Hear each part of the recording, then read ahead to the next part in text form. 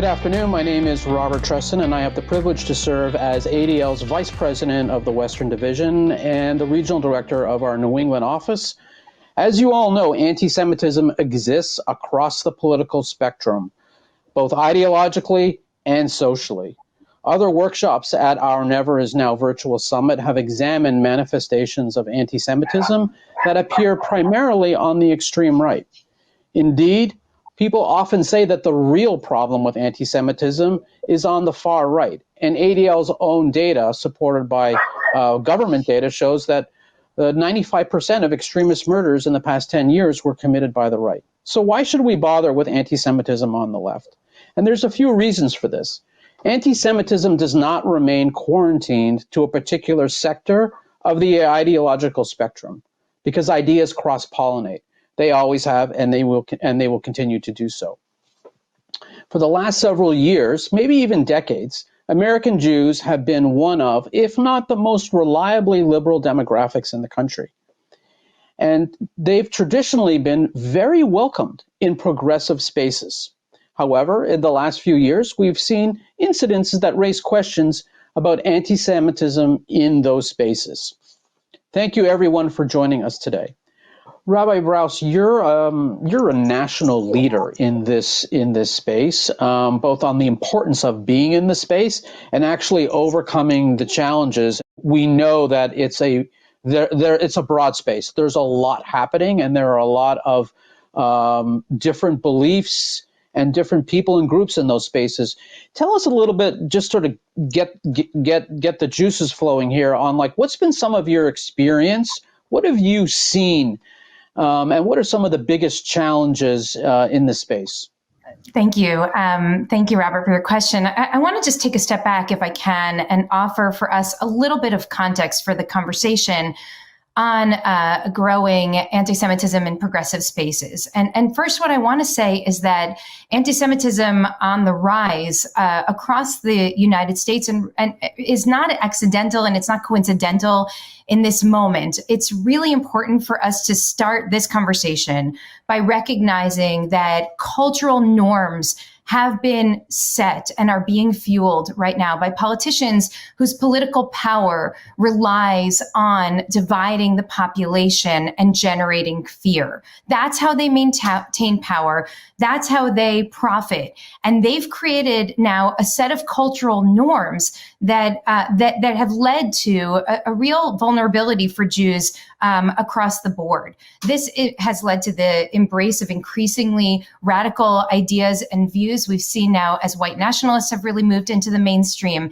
And isolating Jews is part of the strategy that those political figures are using in order to divide the population and generate fear. Because when you can drive a wedge between Jews and those who Jews tend to ally themselves with in the political space, which traditionally and historically has very much been the left, then it makes it much easier to target Black and brown people. It makes it easier once you're able to undercut that kind of historic connection or alliance between the Jewish community and movements for justice.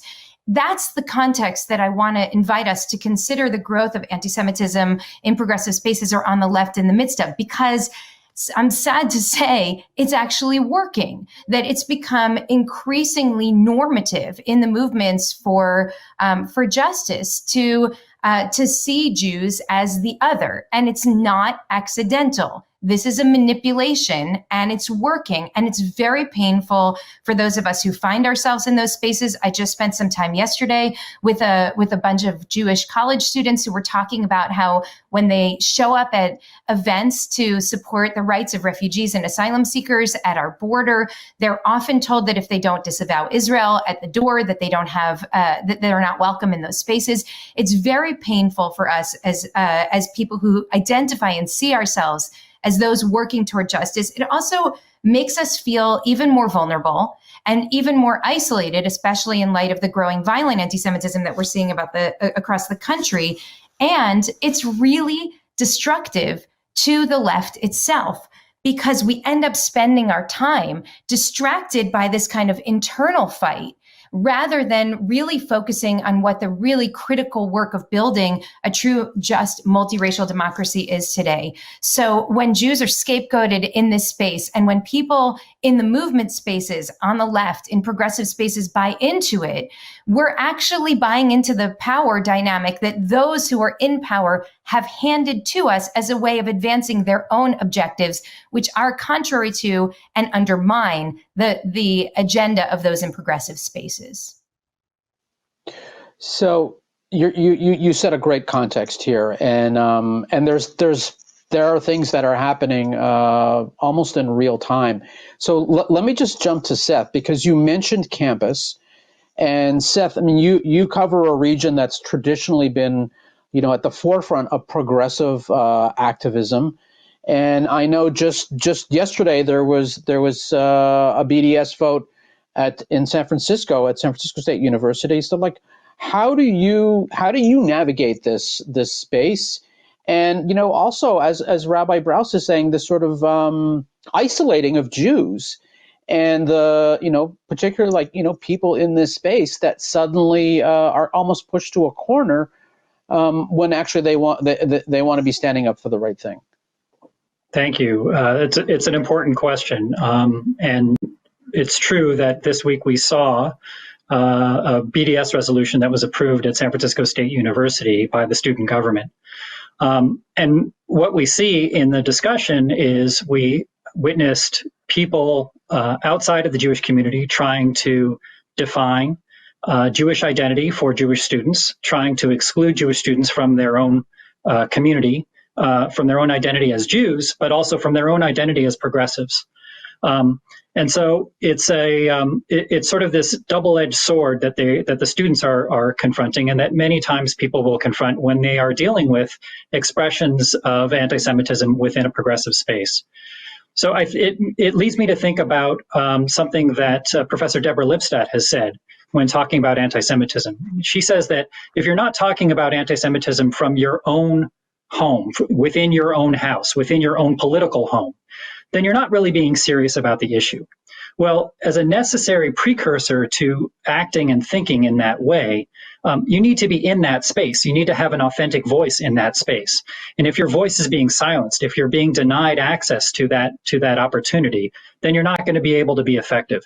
So if you are somebody who is deeply concerned about anti-Semitism, it's important that we have Jewish voices in progressive spaces who can speak truth and talk about the ways in which anti-Semitism manifests and affects them directly.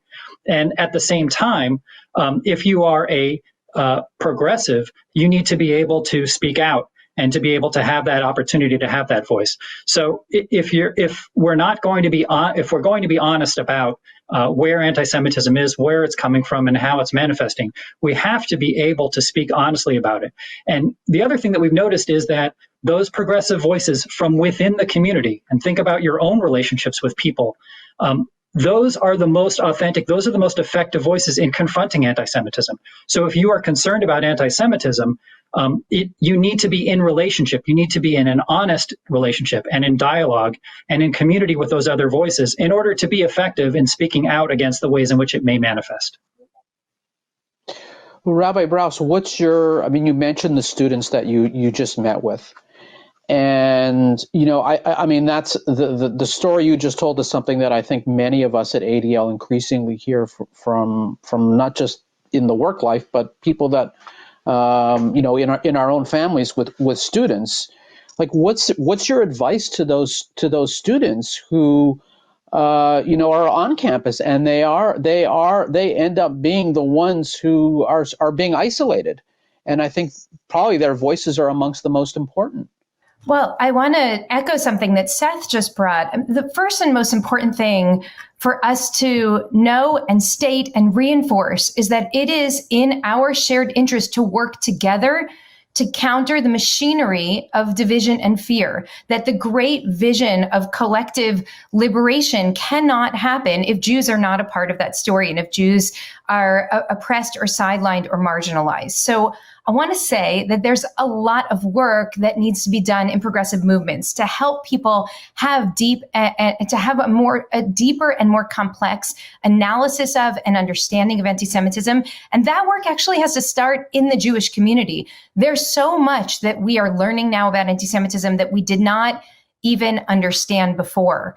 And so the first thing we have to do is we have to educate ourselves and grow in our own understanding of it. And then Jews who are in the movement need to be willing to not run away when we hear hints of or echoes of or even really loud amplification of anti-Semitic messages. We don't walk away from the work of racial justice or economic justice.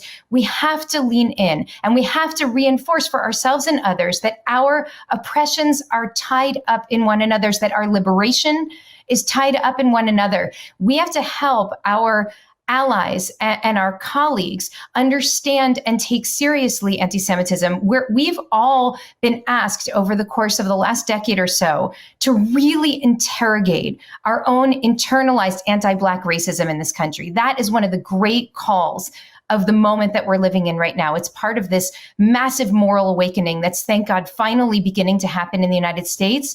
We also need to interrogate internalized forms of other hatreds, internalized transphobia, homophobia, internalized anti-Semitism.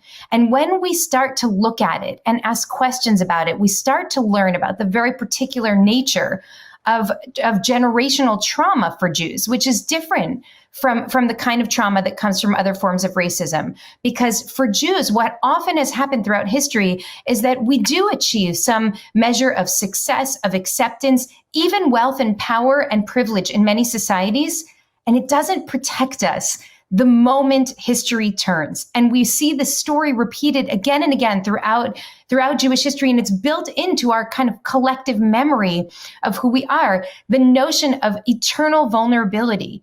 And it's real. And so we have to take that seriously. And we have to educate toward that because other people, especially folks in the movement, look at us and they don't understand why we feel so vulnerable. They say, look at your houses, look at your cars, look at your college savings. Why this isn't about you. You're come from a place of privilege. But for us, understanding our own historical and generational trauma, we absolutely understand that anti-Semitism works in a different way.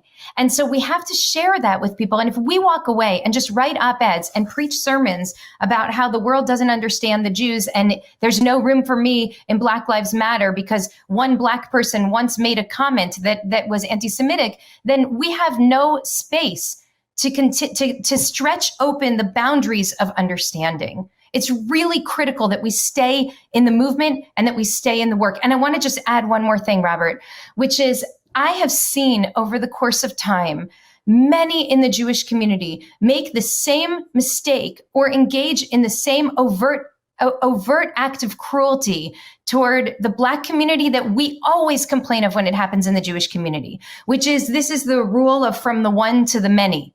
That if one Jew behaves badly, that all Jews are therefore painted with the same brush. We do the same thing in the Black community. We hear a comment from one Black rapper or football player or comedian, for example, and then we make assumptions about the movement for Black lives. We make assumptions about the Black community having problems with anti-Semitism, and we must stop doing this. We are doing violence to each other and to ourselves when we engage in this kind of discourse. It's really painful. But if we walk away, if we use these comments as excuses to walk away from the work, we are only feeding the machinery of fear and division, which is doing so much damage to our country and really around the world. Thank you. Tema, you're definitely not someone who runs from this, and you're engaged daily. And, I know that there are always risks when you're actually working within the movement, within the space, and you call things out. So tell us a little bit about, you've taken risk from your own perspective in calling out anti-Semitism, and you haven't run from it. You've actually been engaged in trying to get to the other side. How's that? Tell us a little bit about what it's been like for you and some of those struggles, and where it's been and how it's been successful. Sure. So, lately, the majority of my work has been actually inside our Jewish community, trying to look at some of the ways in which, like Rabbi Brous just spoke about, some of the ways in which our own fears actually divide us from necessary work that then hurts also Jews. So, for myself, I'm a mixed race person. My father is Black. And so, if we run away from Black Lives Matter, we're also running away from Black Jews. And so I just want to clarify that a lot of my work now is really sort of in that, takes on that lens. But, the majority of my life, I've been in progressive spaces. I've heard things come up numerous times. It took a while. I will own it took a while to develop maybe an unfortunately thick skin.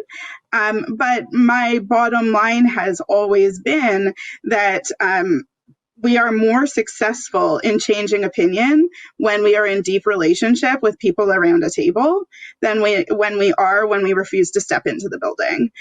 You can imagine where can you best change minds? Yelling and refusing to engage until somebody drops their previously held beliefs and opinions, or sitting down and saying, how did we get here? Why do you believe the things that you believe? Here are counterexamples. Here's analysis. And that work for me happens within the Jewish community and sort of more broadly. And there are tons of people within our Jewish community who are doing that work every single day in spaces that you might not expect, and from people who, I will also say, get painted within the Jewish community, or when I say the Jewish community, I mean very sort of mainstream Jewish community voices who actually will paint our fellow Jews who are in progressive spaces who might have some of the opinions and beliefs that we hold to be anti-Semitic, but people are in those spaces trying to educate and do work to move people along. And so I think, there has to be some understanding as well within the Jewish community that just because you see a Jew at a table with people who you might think are anti-Semitic, that doesn't mean that that person is not doing very hard work to explain our history, explain our fears of vulnerability, explain the very real trauma that our community has faced, and really try and build bridges that have been burnt down a little bit by a refusal to engage.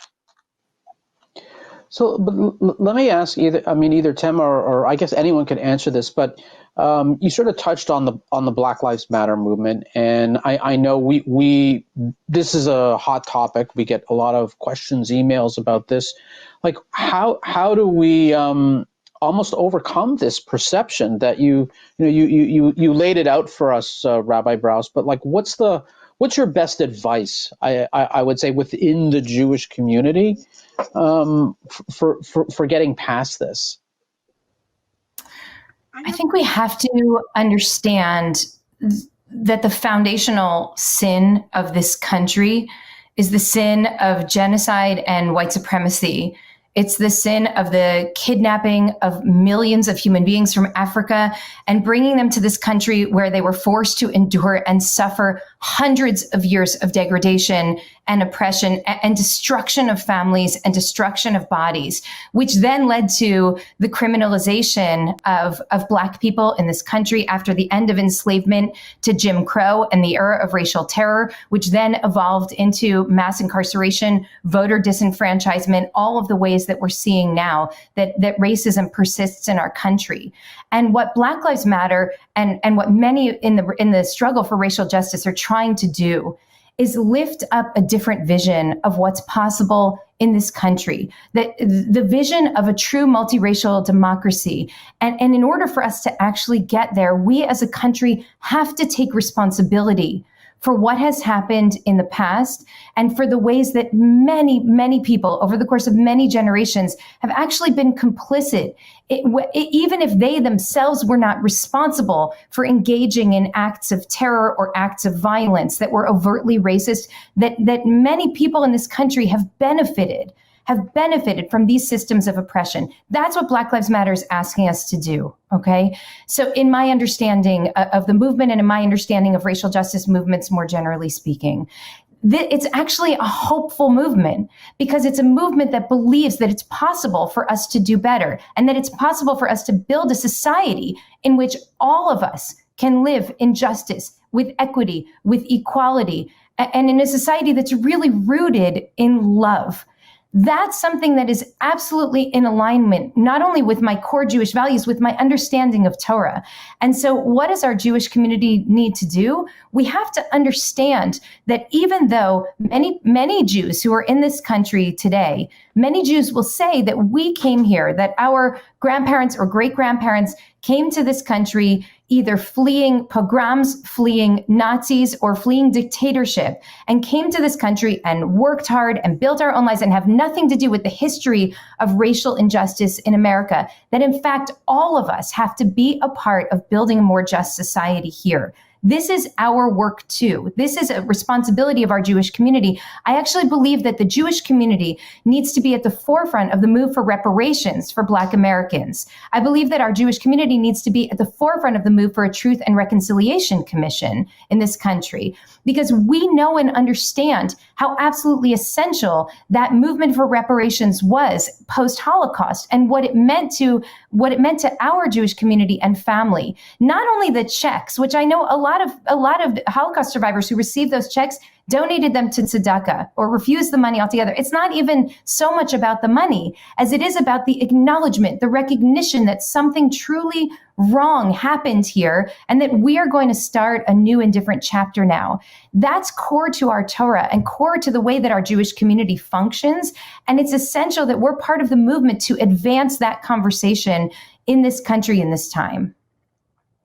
So I know, Tema, you wanted to jump in, but I just want to recognize the word that you used, which was love. And I think that that's like a really important concept for us to keep in mind, because I know as Jews, it's so important to who we are. And then, also just the issue of reparations. For those who may not know, California is actually leading the way across the United States right now with a whole study. I'm not sure the exact language, but I know that there is now a study that's underway in California to start to examine how this would actually work. Tema? Yeah, I just want to say very quickly and then return to what I was thinking of, that one of the things that was just such a meaningful moment for me was at the Union for Reform Judaism Biennial in Chicago in December, which now feels like light years ago. But the movement actually brought to the floor a resolution in support of reparations, and being on the floor when that resolution passed, as somebody, my family's from the Bahamas, so our slave history is not on the ground of the United States, but of course there is a slave history in our family. It just felt just so moving, and really thinking about my Jewish identity and being there. I can't say enough. I'm getting misty thinking about how I felt in that moment. But one of the things, I just had the really great pleasure of leading a 6-week-long course here for about 15 young-ish Jewish adults, talking about anti-Semitism, talking about our roles in social justice spaces. And what became really clear in the sort of first moment of this course was that what there really was a desperate need for amongst these people, who are all people who show up in spaces, was for us to have a space together to work through the questions of how do Jews fit into this? How does anti-Semitism fit into this? What is anti-Semitism? What are the permutations?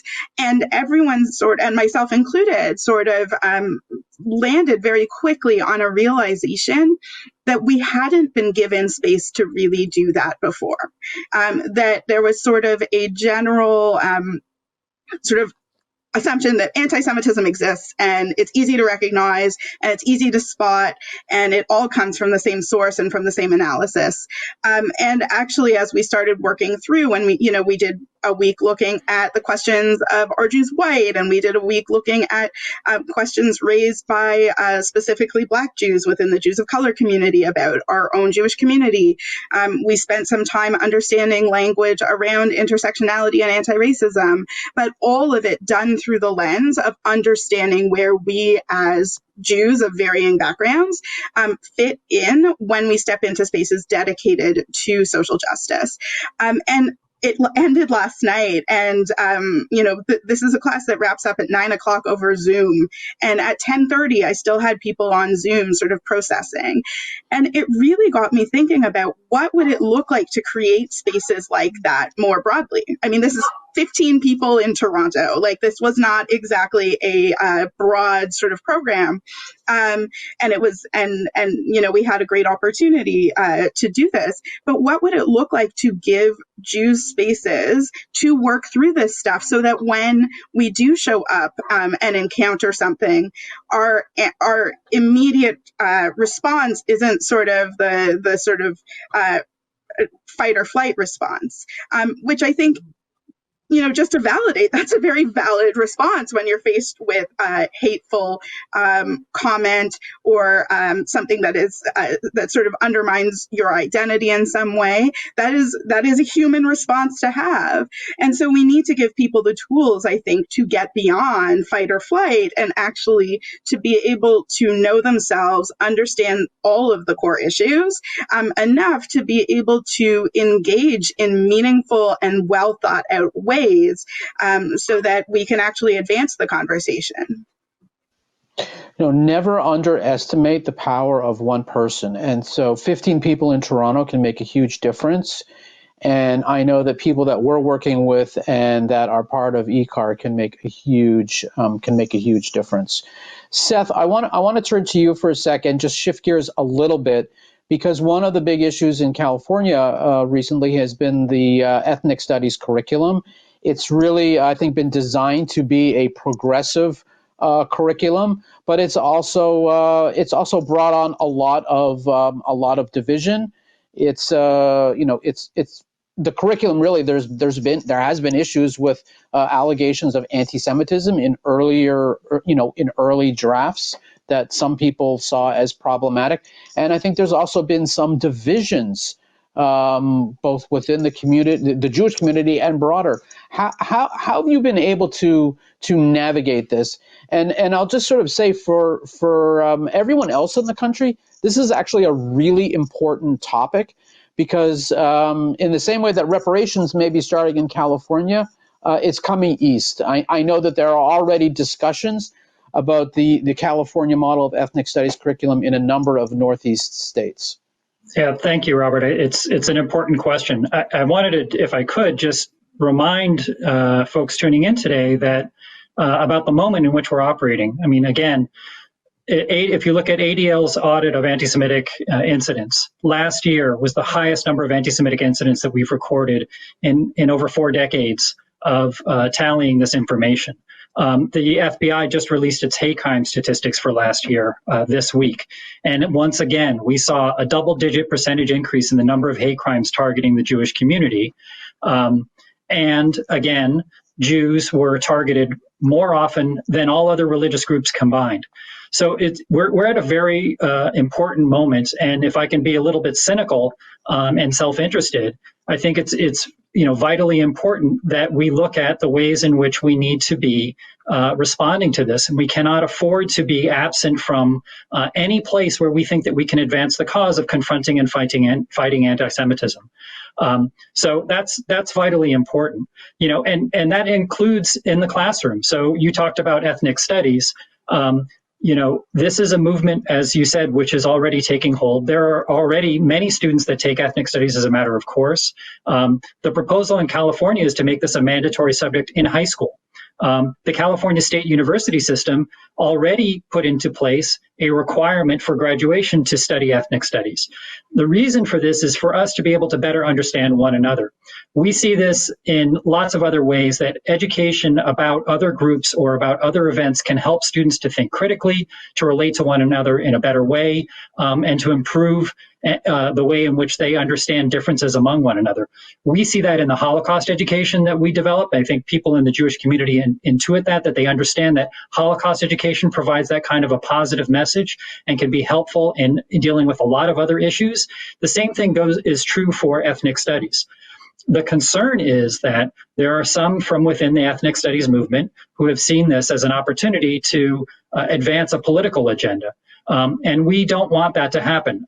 We have pushed back very hard. We want to make sure that as people recognize the moment of rising hate in this country, the rise of hate crimes in this country that have taken place, particularly over the last several years, that they understand that the Jewish story is an important part of that, that the anti-Semitism that's taking place is an important part of that. And so it's another indication of it is critically and vital that we not absent ourselves from any place, and that people from whatever side of the political agenda or whatever identification you might have, that they don't necessarily take the Jewish community for granted, that they need to earn our respect and earn our involvement, and that we in turn need to do the same in order to be a vital and an authentic partner and an authentic voice in that space. So we saw in ethnic studies the need to have, it defined along with other forms of hatred, anti-Semitism. We need to be able to acknowledge that ethnic studies is inherently a political movement. It's not simply an educational enterprise, and therefore we need to acknowledge the politics that are involved. And in order to be effective in the ways that we were to eliminate, as we did, from an earlier draft of the ethnic studies model curriculum, references that were overtly anti-Semitic or had extreme anti-Israel bias, the way that we did that was we talked about it from a place of authenticity. ADL had endorsed the concept of ethnic studies very early on, and so our voice was seen as authentic and credible, and we were seen as someone who wanted to make sure that this was the best possible course of study that we could find, to ensure that it was of a high quality, that it was pedagogically sound, and that it would achieve its goals. And in so doing, we were able to influence the debate so that we could remove those aspects of the curriculum that did contain anti-Semitism, that did contain notions of extreme anti-Israel bias, and move forward and get it back on track to where it needs to be. I'll just sort of, I think it's sort of worth noting that on Monday, the FBI released its latest hate crime reports, and 2019 was the deadliest year for hate crimes. I think it was 54 murders in 2019, and we also saw a dramatic increase in hate crimes directed against Jews, and consistent with all previous years, the highest category of people who were targeted was based upon race. So, it's also a reminder that we're all in this together, even though there are these sort of differences in arguments that go on. I want to jump to a current event which really just happened earlier today. And that was Secretary Pompeo made a announcement during a visit to Israel, and he's still in Israel because it just happened within hours. The current administration at the White House is identifying the BDS movement as "quote unquote" anti-Semitic, and that will undoubtedly have repercussions. I think for the progressive movement, because they're going to hold accountable, details not fully known yet, organizations that at least are in some way labeled or identified as supporting BDS. It's not clear like what that standard is. Rabbi Brous, like I would imagine in the spaces that you work and the people that you are actively engaged in, and I'm sure, Seth, on the ADL side, this is going to have implications. How do you, what's your response to this? Like, how do you react, and how do we navigate through it? Well, I think we have to get really clear in this battle around BDS on a couple of things. The first thing is that Israel, like all countries, should actually be held accountable for human rights violations. And I say that as a person who travels to Israel once or twice a year. My family lives in Israel. I feel a very deep love and lifelong affinity and connection to Israel. Israel should be held accountable for human rights violations. Boycotts are a legally protected form of speech, and anti-BDS legislation is an attack on that freedom of speech, and it creates a backlash against the Jewish community and against the state of Israel. So two things we should note. One, BDS has been fairly ineffective in changing Israeli policy. And two, labeling BDS as anti-Semitic or legislating against it has been equally ineffective in slowing the movement for boycott, divestment, and sanctions. I think those are very critical. The next piece of this is that there's, of course, anti-Semitism in the BDS movement. And it's important for us to call it out when we see it. But not all people who support BDS are anti-Semitic. There are many who criticize Israel who are not anti-Semitic and who are looking for legitimate ways to differentiate between, for example, products that come from the settlements and products that come from within Israel, from the other side of the Green Line. And so I want for us to consider, and I'm a person who opposes BDS, many of the people who will be harmed most by Pompeo's latest move, which seems to me to be an effort to make us, the Jewish community, somehow props for his future political ambitions. Many of the people who will be hurt most are actually people who don't even support BDS. A lot of the human rights organizations that are being targeted right now, whether it's Human Rights Watch, Oxfam, Amnesty International, these are all organizations that do not support BDS. And yet they are going to be painted with a broad brush, and they're going to be harmed as a result of this kind of designation. I think it's really important and critical for us to stand up and to speak out against anti-Semitism wherever we see it. But we have to be extremely careful about labeling a boycott movement illegitimate just because we don't like it. And I want to just close by saying that the only way that we're going to actually effectively be able to combat BDS is by working to transform those policies in Israeli society that are causing harm to millions of people, which have led to an international movement to try to address those. I know that's hard for people to hear, and I know it's hard to hear it from a rabbi, but part of the reason that we're seeing and experiencing this rising up of a movement is because we haven't been speaking about it enough within our own Jewish communities. We haven't been demonstrating and leading with a kind of moral outrage when a right-wing ultra-nationalist Israeli government continues to push an aggressive right-wing ultra-nationalist set of policies.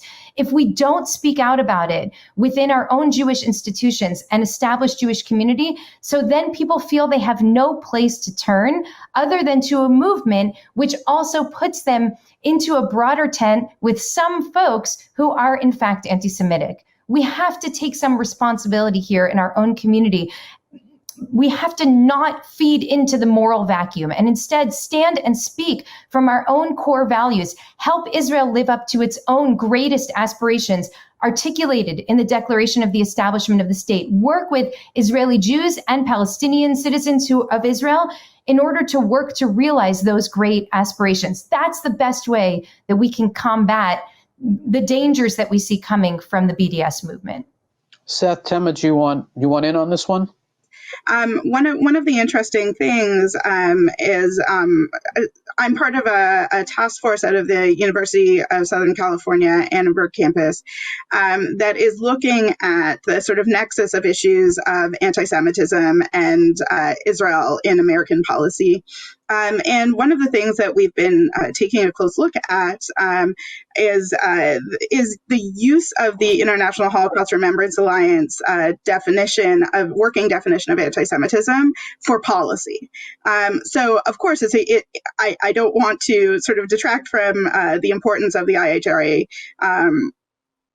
definition. In my sort of early days as a Jewish professional, I staffed a task force on Holocaust education that was sort of the Canadian arm of, we were the organization that sent delegates to the IHRA's previous iteration. It had a very long name, the International Task Force, et cetera, et cetera. And so I think this is a very important attempt to define something that is quite nebulous, which is anti-Semitism. But, and even the authors of it agree that it was never meant as a policy piece. It is a framework to guide understanding and analyzing anti-Semitism where it happens, but it leads to, or it can lead to, it doesn't necessarily lead to, what I would say is dangerous mission creep, because the wording in certain places within it is relatively vague. So what it allows, for example, is to label it is vague enough so as to allow the possibility to label organizations that are critical of Israel as anti-Semitic, whether they Jewish organizations who believe in a two-state solution and all of these things could theoretically be labeled anti-Semitic, and I actually do worry that we are reaching that tipping point right now. And I think this is something that's very dangerous.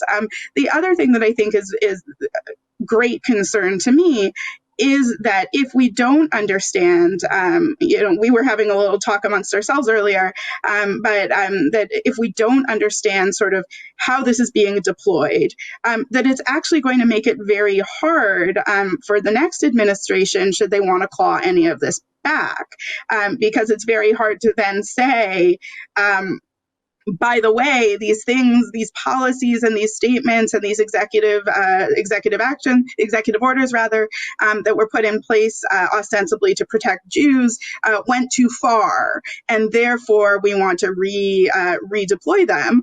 If you don't know the ins and outs of the issues, that just looks like that the next government will be rolling back protections from anti-Semitism.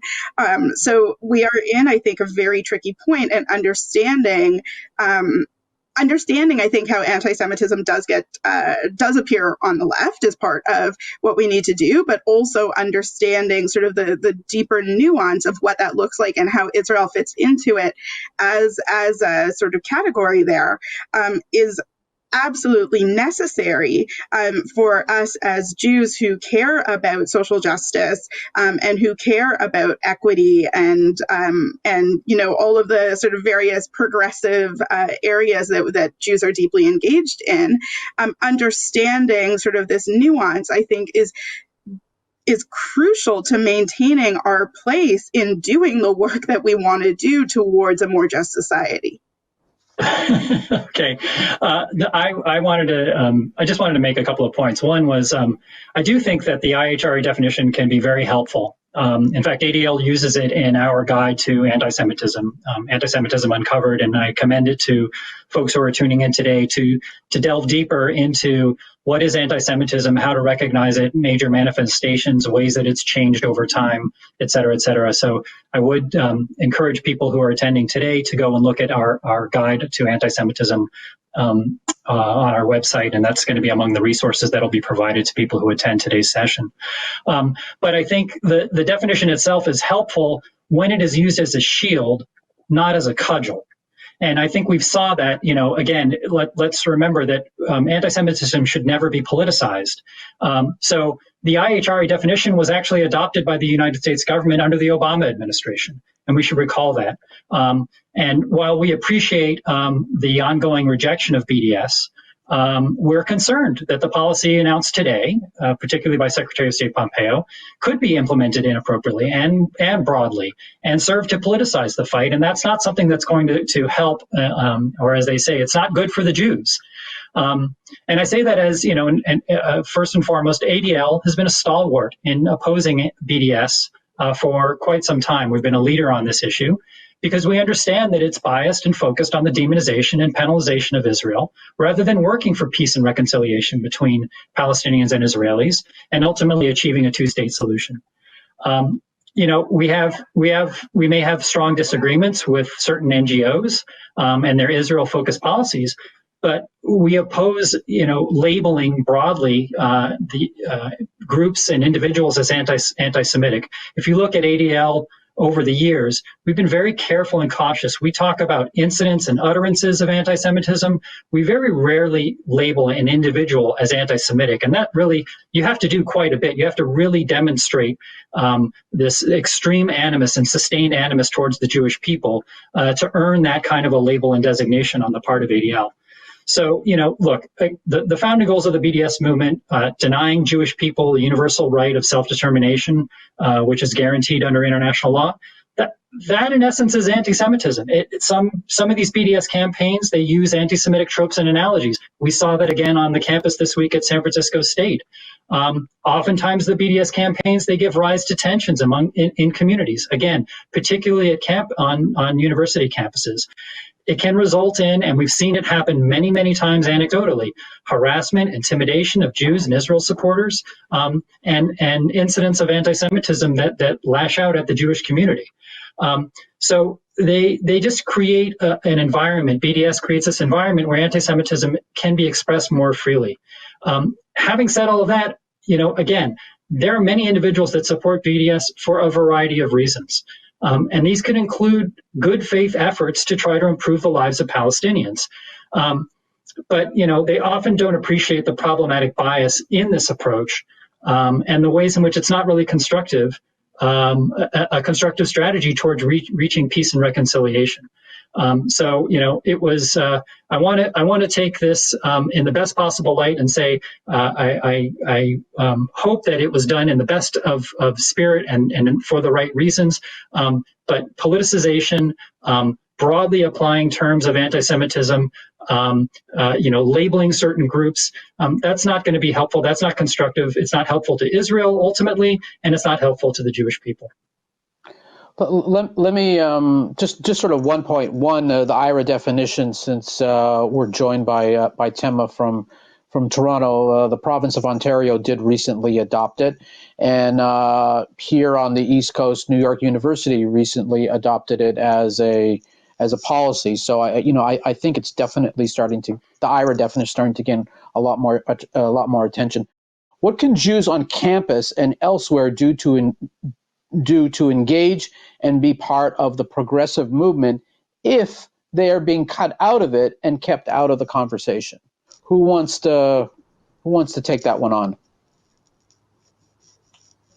Well, we have a moment of silence here. Well,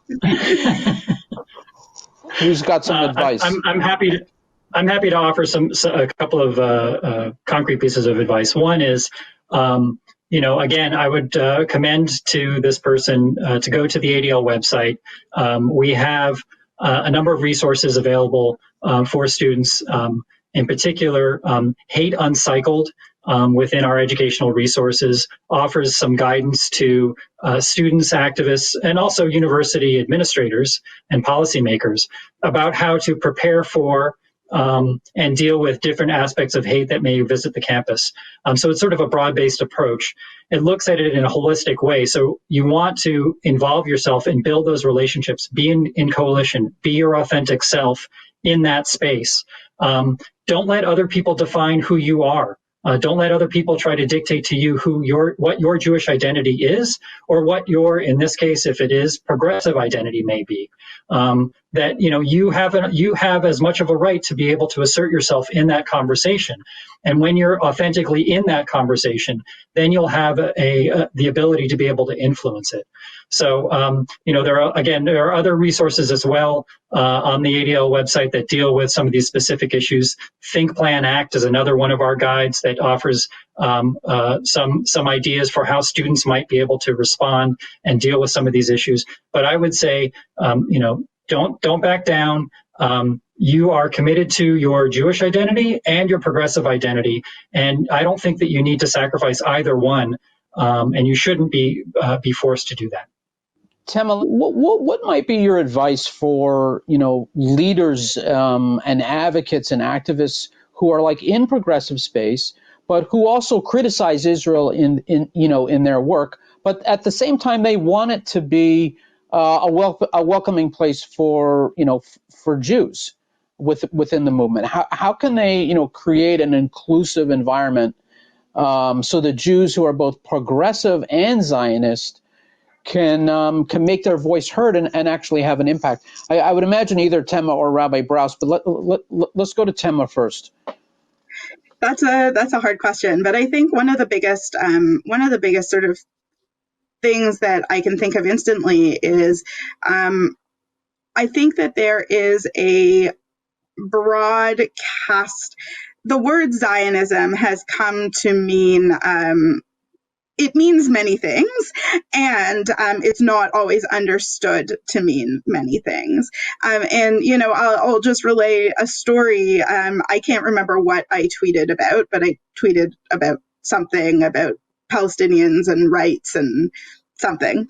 And somebody said to me, on that, somebody said to me, wow, I had no idea that Zionists could think like this. And I thought to myself, well, I've always thought like this, and I would say this is the majority opinion. So I think understanding that there are many ways for people who identify as Zionists, there are many opinions within that sort of tent. That's hard because I think, there's also internal Jewish communal politics about who we talk to about what and when we discuss various aspects of Israel and things like that. So I think really it's understanding and not immediately casting sort of this nebulous political concept of Zionism as the immediate enemy, and sort of understanding that it actually is a very broad concept that encapsulates huge amounts of politics. And, it's not a term that I think should be bandied around as easily as it is right now. I want us to end with some hope and inspiration. And I think that goes to the rabbinic expert on our panel. So how do we keep the faith and find unity when there's division in the country? I think we all know that. But as we're talking about today, there's also division within the space, and there's division within our own community. And I think we need a little bit of that love message that you referred to earlier, and that inspiration to get us to the other side. Well, thank you for that, Robert. One thing I do want to add and just make sure that people know about this as a resource. My friend and my colleague, Rabbi Jill Jacobs, who's extraordinary in many ways, wrote an incredible piece in the Washington Post, I think about a year or two ago, that offers some guidelines for how to distinguish between anti-Zionism and anti-Semitism. And it's incredibly thoughtful. And I just lift that up. You should find the article and read it. But she's very clear on laying out some of the ways that language is typically now used in the mainstream that indicates a kind of problem, not with Israeli policy, but with Jews. And it's helpful because I think that sometimes people might use this language and perhaps they don't even recognize what's at the heart of it. So please take the time and go look at this. I found it incredibly helpful, and I think that you will as well. On the question of hope, I'll say a couple of things. One, I believe that there's been a tension throughout Jewish history between really two poles of understanding who we are with regards to the rest of the world.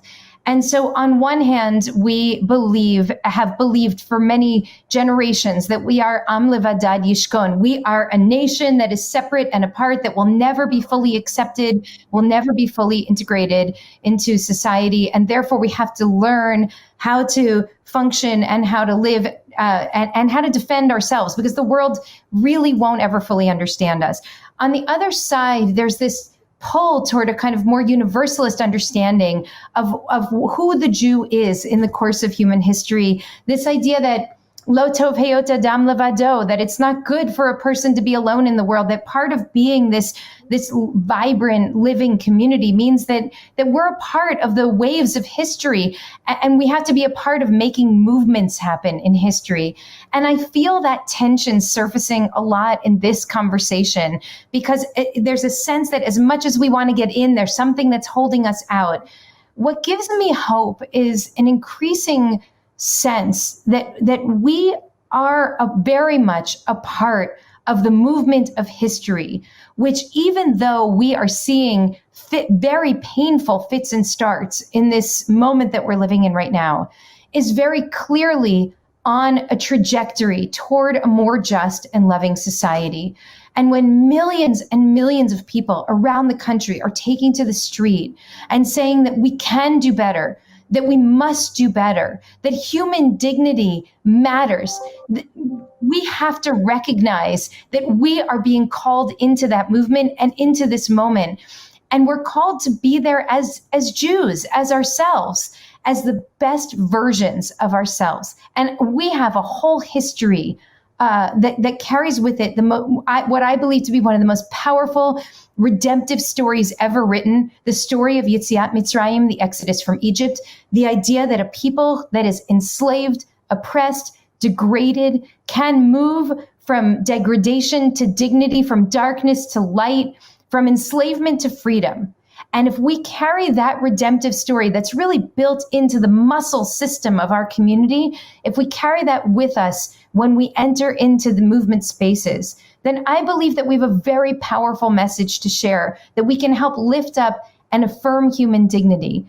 The way we need to do this is we have to lead with love. We have to lead with an open heart and open mind, even when our feelings are hurt.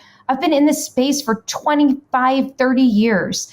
And it's sometimes very painful. And when I feel the heat rising through my body and I just have that fight or flight reaction that Tema was talking about, I have to lead with love.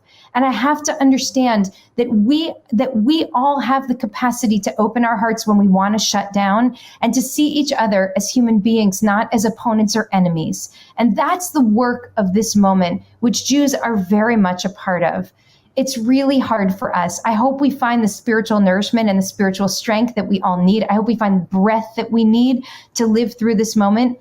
But the trauma that we hold in our system has also positioned us to lead with love and to share our redemption story, not only as a story for the Jewish people, but really as a story for all people who yearn for freedom, who yearn for equality, and who yearn for dignity. And that's where I see our Jewish community leading us in the days ahead.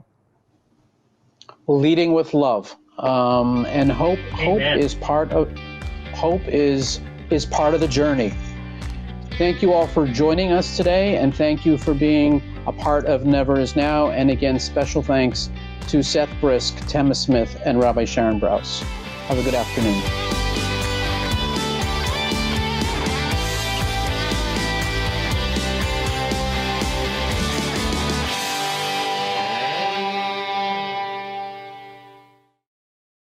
We would be pleased to send a complimentary DVD of this program to anyone who wishes to support JBS with a tax-deductible gift of $36, double chai or more. Simply visit the JBS website at jbstv.org and click on the Donate button to make a donation by PayPal or your credit card. And please indicate the program for which you would like a DVD. Or you can send your tax-deductible check to JBS, Post Office Box 360, Stamford, Connecticut 06904. Or you can call the JBS Pledge Line at 833-MY-JBS-TV. That's 833-695-2788.